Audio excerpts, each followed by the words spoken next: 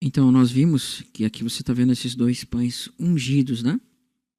São os dois pães apontando para as duas casas. Por que eu botei esses 144 mil? Porque quando você olhar para Apocalipse, vai estar apontando esses 144 mil como primícias. E vai dizer assim, Apocalipse 14, verso 2. Ouvi uma voz do céu como voz de muitas águas. Está aqui, muitas águas.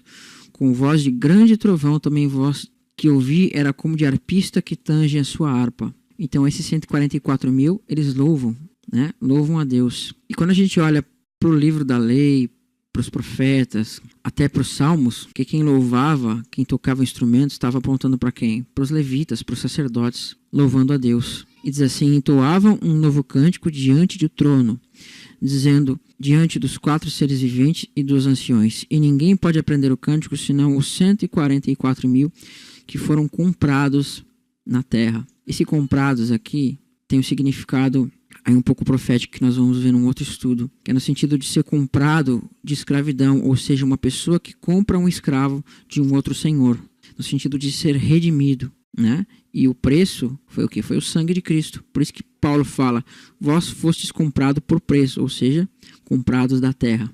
E diz assim, são estes os que não se macularam com mulheres, porque são castos. São eles os seguidores do Cordeiro por onde quer que vá. São os que foram redimidos dentre os homens. Então aparece que redimidos, exatamente no mesmo sentido de comprados. Primícias para Deus e para o Cordeiro.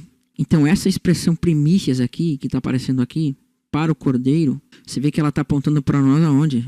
Exatamente aqui. Porque aqui, na Páscoa, com a sua morte, Cristo está comprando o povo. E está sendo feito primícia aqui. E você vê que dessa primícia ia ser feito esses 2 pães, que está apontando para 2 ungidos. Então, quando você vê a expressão primícias aqui, é justamente para você linkar com o Apocalipse. E esses 2 pães aqui apontam para as 2 casas, que eram o quê? As 12 tribos. Então, dessa primícia aqui, você vai fazer esse pão, né, um pão das primícias, que está apontando para as 2 casas. Por isso que a gente vê que os 144 mil são 12 mil das 12 tribos de Israel, ou seja, as 2 casas. Mas Deus está apontando num âmbito profético ali para nós. Então, aqui você vê ele sendo redimido, mas aqui eles já estão sendo oferecidos como o quê? Como pão.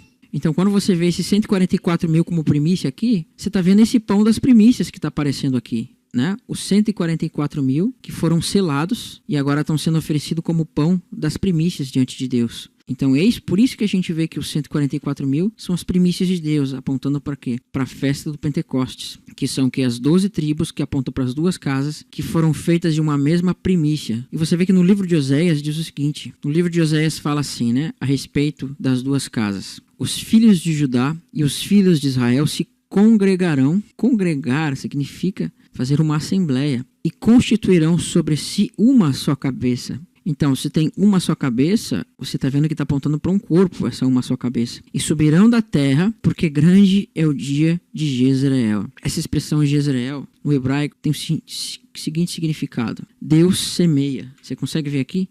Jezreel quer dizer Deus semeia. Então, Deus não está colocando isso para bonito aqui, mas ele está falando de um plantio, onde está sendo plantado, Deus está plantando alguma coisa. E quando fala aqui de subir da terra, essa expressão subir, ela tem um significado de brotar da terra. Então Deus está plantando na terra alguma coisa, brotando uma planta, porque é grande será o dia que Deus semeia. Então essa semente aqui é Cristo. Quando fala, né, Cristo diz que se o grão de trigo não morrer, não pode dar fruto, mas se ele morrer, vai dar grande fruto. Então é isso, Cristo é plantado, apontando para esse dia de Israel, Deus semeando. E agora Cristo plantado, ele vai brotar como Israel, como as 2 casas, como a casa de Judá e como a casa de Israel unificada onde? Em um só corpo, por isso vão ter só uma cabeça. Então tudo isso está acontecendo nessa plantação de Deus. E aqui você vê colhida dessa planta, a primícia dessa planta, que vai ser feita essa farinha. Fazer 2 pães ungidos apontando aí para as 2 casas de Israel. E agora o povo recebeu essa unção, foram feitos o que? Uma nação sacerdotal diante de Deus. Para quê? Para tocar as trombetas. Um outro ponto interessante que a gente vai ver sobre os 144 mil é que esse número 144 está apontando para muitas coisas proféticas. Por quê? Porque você vai ver o tamanho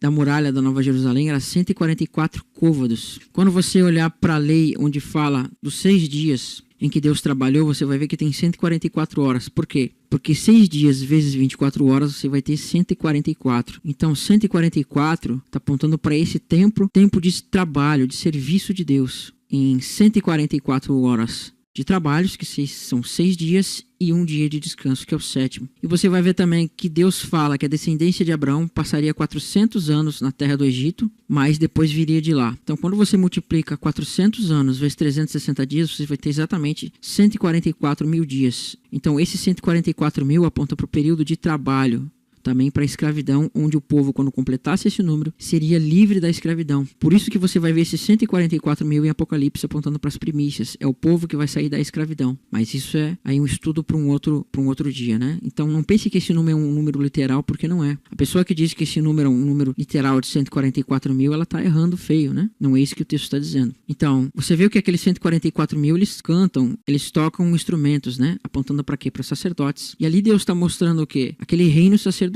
naqueles 144 mil, pessoas seladas, que agora são sacerdotes de Deus. Então, agora esses 2 pães apontando para 2 ungidos, ou seja, são 2 testemunhas de Deus aqui, vão receber o poder, a unção para tocar as trombetas. E essas trombetas, a gente vai ver num outro vídeo, elas apontam muitas coisas para nós. Por quê? Porque a Deus aqui está nos mostrando 2 coisas. Você vê que isso aqui começa quando? No dia de Pentecostes e vai terminar na última trombeta.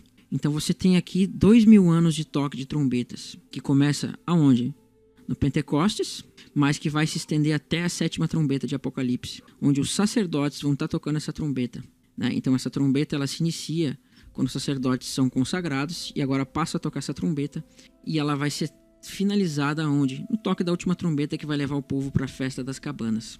Então o estudo da trombeta a gente vai ver num outro estudo mais detalhado, ok? Porque você vê que a lei ela tinha muitos pontos que apontavam para esses toques de trombeta, apontando aí para a vinda de Cristo, que eu não vou detalhar neste vídeo, mas um próximo. E feito isso, o povo consagrado a sacerdote, agora o próximo ponto era o dia da expiação.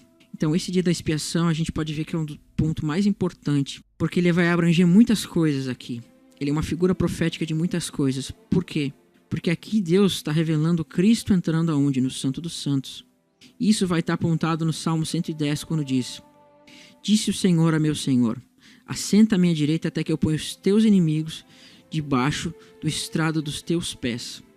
Então, quando você vê essa expressão, assenta-te à minha direita, e depois também diz assim, tu és sacerdote para sempre segundo a ordem de Melquisedeque, você está vendo 2 coisas. Você está vendo no Salmo 110 a realidade do Santo dos Santos. Por quê? Porque não existe um lugar mais santo do que o quê? Do que está à destra de Deus. Então, quando você vê um homem assentado à destra de Deus, você pode ter a revelação de que esse homem se adentrou o quê? Ao Santo do Santo Celestial, que é a destra de Deus. Então, você está vendo como o próprio Salmo estava mostrando a revelação da realidade das coisas de Deus naquele Salmo? E você vê em Daniel capítulo 7, versículo 13 e 14, que diz, né? Eis que vi um filho do homem, ou um semelhante a filho do homem, que chegava com as nuvens do céu e o fizeram a chegar até o ancião de dias. Então você percebe que está apontando o Salmo 110 lá naquele ponto? Por que está apontando o Salmo 110 lá?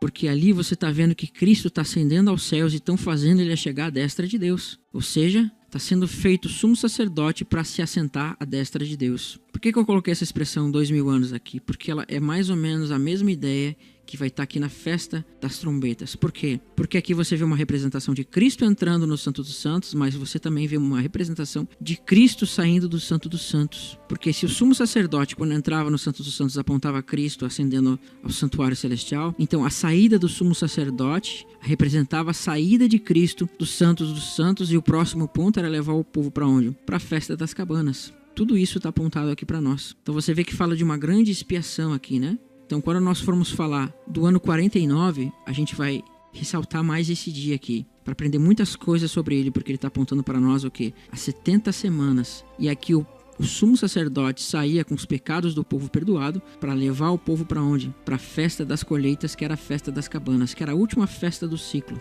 E aqui se encerrava o ciclo de todas as festas do ano. Então, tudo isso está aparecendo aqui. Então você vê que o último ponto do dia da expiação era quando Cristo pegava aquele bode e levava para o deserto. E isso vai estar linkando com nós para onde? Com Ismael e com Edom. Porque você vê que Ismael vai ser lançado para o deserto. E na bênção de Isaac, você vê que Jacó ia ficar com as partes férteis da terra. Porém Esaú ia ser mandado para onde? A herança dele ia ser nos lugares que não eram férteis, ou seja, no deserto, na terra que não se produz. na terra que não se colhe nem se planta. Então Edom vai estar apontando para isso. Por isso que você vai ver em Daniel capítulo 8, quando está falando das últimas coisas, apontando para a vinda de Cristo, você vai ver dois animais, né? O bode e o cordeiro, que são animais apontados aonde? No dia da expiação. E nesse ponto aqui, você vê que o sumo sacerdote, quando saía, levava um bode para o deserto. Então, quando a gente vê aquele bode em Daniel capítulo 8, apontando para o dia da expiação lá também, você vai ver que tem tudo a ver com essas coisas. Aquele bode não tá para bonito lá, mas tá para apontando para você, para o bode que seria levado para o deserto. E esse é um contexto que a gente vai ver num outro estudo mais detalhado sobre o dia da expiação. E agora, o povo tendo seus pecados expiados, ele ia para onde? Para a festa das colheitas. E aqui na festa das colheitas, você vê que o povo tinha que pegar, né, dos seus produtos da terra e entregar e apresentar diante de Deus para que fosse celebrada essa festa. Então essa festa para nós aqui, ela apresenta o quê? A justiça eterna. Está apontando para a justiça eterna para nós, onde o povo agora tem a alegria de ter os seus pecados expiados e agora vai celebrar a festa das cabanas, onde vai ter o que? Paz e alegria. Tudo isso está apontando para quê? Para a vida de Cristo, o estabelecimento do reino. E na lei fala que o povo só poderia celebrar a festa das cabanas quando? Deuteronômio 16, versos 12 e 13. Lembra-te que fostes servos no Egito, e guarda-te estes estatutos e os cumprirás. A festa dos tabernáculos celebrarás por 7 dias, quando houveres recolhido da tua eira e do teu lagar, e alegrar-te-á na festa, tu, o teu filho, a tua filha, o teu servo e a tua serva, e o levita, e o estrangeiro, e o órfão, e a viúva que estão dentro das tuas cidades. Então você vê que tremendo que Deus aponta aqui. Quando eu tiver recolhido da tua eira, que aponta para o cereal, que aponta para trigo, ou cereais do tipo, e do teu lagar, né? Apontando aí para o trigo, ou para o cereal, e para o vinho. Então, antes que o povo celebrasse a festa das cabanas, dos tabernáculos, era necessário que o povo colhesse esses materiais, porque essa daqui é a grande colheita, antes que viesse o que? A festa dos tabernáculos. Então, nesse ponto aqui, você ia ter as últimas chuvas do ano. E essas últimas chuvas, elas iam chover para que houvesse essa grande colheita e o trigo, né, e todos os outros materiais fossem entregues aonde? Aqui para a celebração. Então Deus mandava as últimas chuvas e o povo colhia a última colheita do ano. E Deus dá ênfase aonde? No trigo e na uva. Essas duas coisas iam ser colhidas nos últimos períodos, no último tempo determinado do ano. Agora, olha que tremendo com que Deus quis nos ligar aqui. Diz assim, Apocalipse 14, 14. Olhei, eis na nuvem branca, sentado sobre a nuvem, um semelhante a filho do homem. Então, lembra aquele que aparece em Daniel, que era semelhante ao filho do homem? Tendo na cabeça uma coroa de ouro, porque ele vai reinar, né? E na mão uma foice afiada. E o outro anjo saiu do santuário gritando em grande voz para aquele que se achava sentado sobre a nuvem. Toma a tua foice e ceifa, pois chegou a hora de ceifar, visto que a seara da terra já amadureceu. Então você está vendo aqui uma colheita do cereal, né? Seara aponta para cereal. E esse cereal ia ser colhido. Mas também vai dizer, e aquele que estava sentado sobre a nuvem passou a sua foice sobre a terra e a terra foi ceifada. Então saiu do santuário o que se encontra no céu outro anjo, tendo ele mesmo também uma foice afiada. E saiu ainda do altar outro anjo, aquele que tem autoridade sobre o fogo, e falou em grande voz ao que tinha a foice afiada, dizendo: Toma a tua foice afiada e ajunta os cachos da videira da terra, porque as suas uvas já estão amadurecidas. Então um anjo passou a sua foice na terra e vidimou a videira da terra e o lançou no grande lagar da cólera de Deus. Então você vê que o trigo foi ceifado juntamente com as uvas do lagar. Porém as uvas vão ser pisadas aonde? No lagar da ira de Deus, apontando aí para a ira de Deus. Porém o cereal da terra foi ceifado e foi levado para onde? Para o celeiro de Deus. Ainda que não apareça aqui, você vai ver que tem essa ideia, né? Então, por que ele está botando aqui, Deus colocou para nós aqui o trigo ou o cereal e o vinho? Para que você entendesse que essa aqui é a última colheita do ciclo. Esse ponto aqui é exatamente a última colheita do ciclo das festas do ano, onde a uva e o cereal vai ser colhido. Portanto, quando você olhar para esse ponto aqui, que diz que antes da celebração da festa das cabanas tinha que ser colhido o cereal e as uvas do lagar, era para você entender que em Apocalipse estava tratando exatamente disso daqui. É a última colheita antes que viesse o quê? A festa das cabanas. Porque Deus está apontando naquele ponto que o último ponto da festa estava chegando. que é onde o povo iria se alegrar, né? Porque não trabalharia mais debaixo do que? Da expiação, porque a expiação foi feita aqui, e aqui o povo ia se alegrar diante de Deus, celebrando a festa por 7 dias em alegria. E nesse dia Deus manda na lei que o povo recolhesse algumas plantas, algumas folhas, que são de extrema relevância para nós, para compreender as profecias de Apocalipse. Porque veja que diz assim: porém, aos 15 dias do mês 7º, isso aqui está em Levítico 23, verso 39, quando tiveres recolhido o produto da terra, que é aquilo que a gente viu, que é a vinha e o cereal, apontando para o trigo e aí para as uvas, celebrareis a festa do Senhor por 7 dias. Ao primeiro dia também, ao 8º, haverá descanso solene. Esse 8º dia aqui está apontando para muitas coisas para nós. Está apontando para o dia eterno, que vai ser comentado num outro estudo. E ele fala: haverá descanso solene. No primeiro dia tomarei para vós outros frutos de árvores formosas e ramos de palmeiras. Memorize esse ramos de palmeiras aqui. Ramos de árvores frondosas, salgueiros, ribeiras, e por 7 dias vos alegrarei perante o Senhor, vosso Deus. Então Deus dava um mandamento que o povo tinha que se alegrar diante dele, e se alegrando eles tinham que pegar esses ramos de palmeiras para se alegrar diante de Deus. Em Apocalipse 7:9 vai dizer o seguinte, Apocalipse 7:9 vai dizer: depois dessas coisas vi, eis que grande multidão que ninguém podia enumerar, de todas as nações, tribos, povos e línguas em pé, diante do trono e diante do Cordeiro, vestidos de vestiduras brancas e com palmas nas mãos.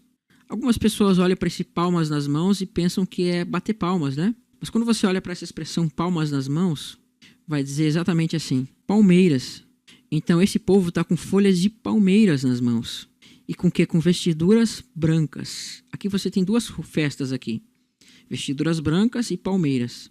Quando nós vimos na lei que dizia bem assim, ramos de palmeiras, o povo quando ia celebrar a festa das cabanas no primeiro dia, eles tinham que levar ramos de palmeiras. E quando você olha em Apocalipse 7:9, quando diz com palmeiras nas mãos, é justamente para você linkar com a festa das cabanas. Por quê? Porque esse povo agora está indo em direção à festa das cabanas. Porque vai dizer o que mais sobre esse povo? Diz assim, verso 13: um dos anciãos tomou a palavra dizendo: estes que se vestem de vestiduras brancas, quem são e de onde vieram?